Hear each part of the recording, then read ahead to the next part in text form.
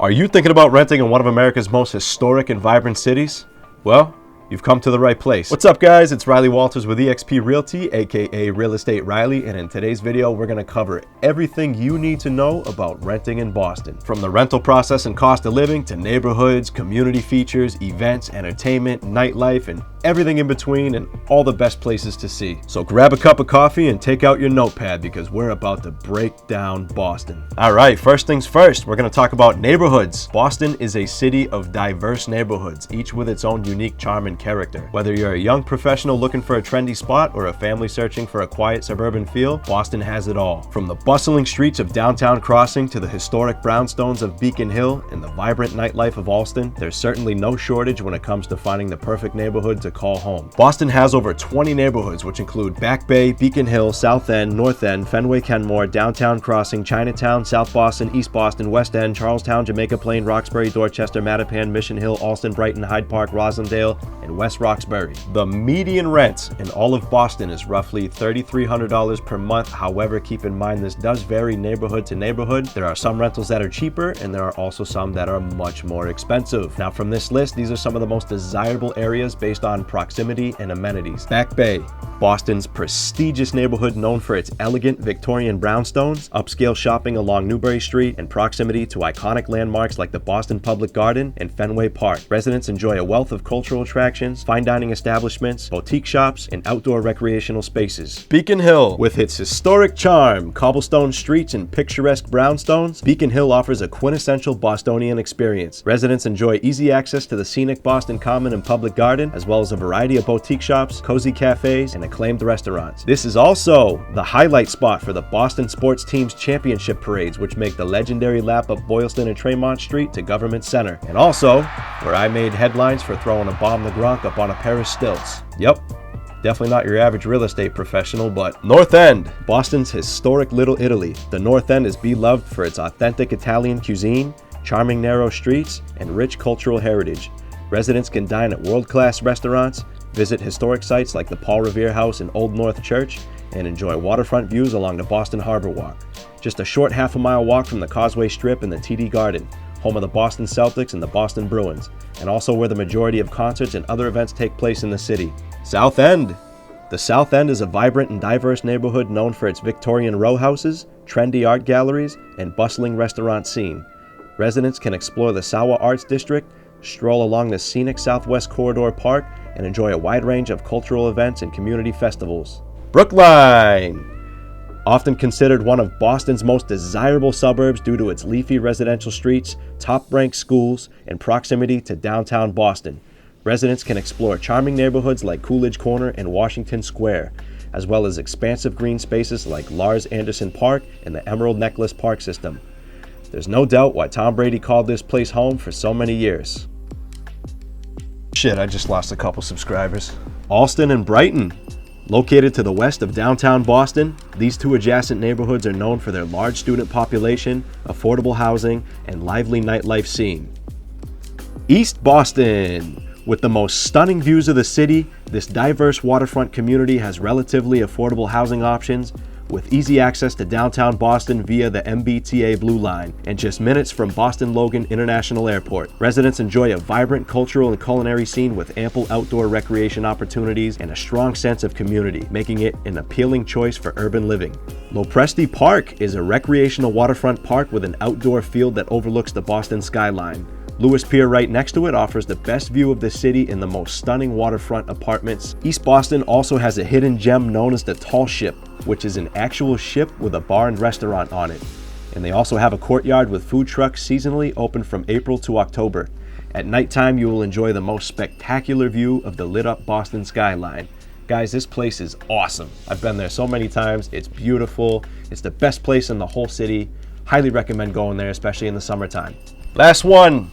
The Seaport District, also known as the South Boston Waterfront or the Innovation District, has emerged as a highly desirable place to live in Boston and has undergone a remarkable transformation from its industrial past.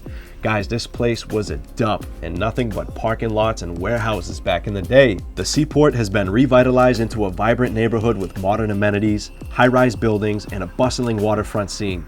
Its evolution into dynamic urban hub has attracted residents drawn to its stunning waterfront views, upscale dining options, cultural attractions, and proximity to downtown Boston. Among the most popular attractions are the Grand, Scorpion Bar, Empire, Lookout Rooftop, Ocean Prime, Strega, and more. There's many other honorable mentions, but these are the highlights of the city. Now let's jump into the rental process. All right, renting in Boston. It is expensive, guys. No matter where you go in the city, it is expensive to rent here, and there's a few things you should know before moving here. Most importantly, qualifications. Landlords typically require at least 3 times the monthly rent in income and a minimum 700 credit score. So for example, if you're looking at a $3,000 apartment, the landlord is going to want to see at least $9,000 per month in combined income among all the tenants, or co-signers in the case of students.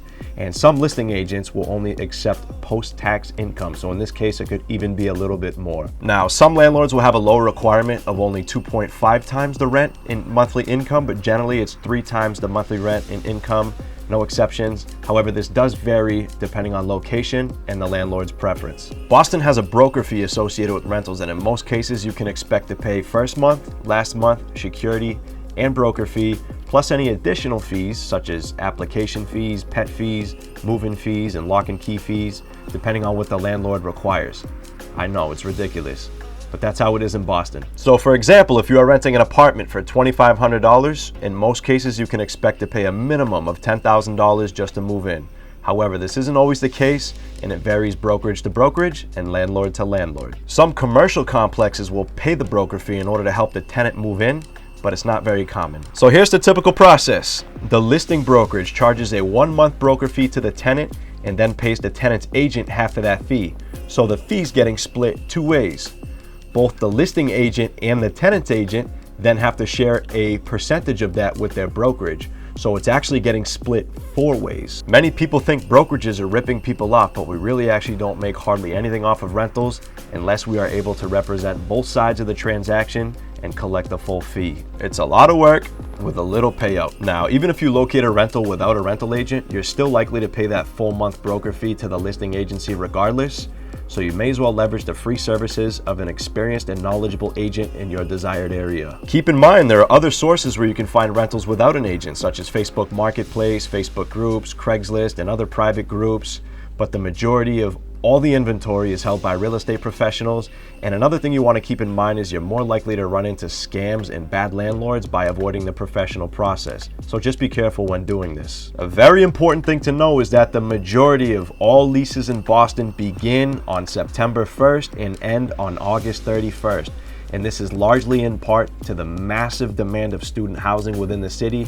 So I strongly recommend staying ahead of the curve, not waiting until the end of summer when it's a shit show and everybody's battling it out to get a lease signed. Make sure you beat the rush and get that lease locked in before summer starts. Also, if you have a vehicle, you want to make sure you get a street parking permit squared away prior to move-in day. And if you have a moving truck, you will need a permit for that as well. So make sure you call the Department of Transportation ahead of time, because Boston loves your wallet and these will stick up your car like a refrigerator. Last but not least, when you first move into the unit, make sure you fill out a property condition statement. And if the listing agent doesn't give you one, make sure you request it, fill it out, and send it back as soon as possible. Be sure to take photos of the unit, identify any defects or wear and tear within the unit, and have it documented so the landlord cannot hold you accountable for any prior damages. That's it, guys. If you found value in this video, which I'm sure you did, you already know the drill, please smash that like and subscribe button. I'm here to be a resource for you, and I welcome you to my city with open arms. By the way, after 28 years, I just recently discovered that I was actually born in Chinatown. What the f***? I guess that's just where they built the hospital. If you have any questions at all about renting, buying, selling, or investing in the Boston area, Massachusetts, New Hampshire, or Florida, give me a call anytime, guys. Boston's most unique realtor, signing off.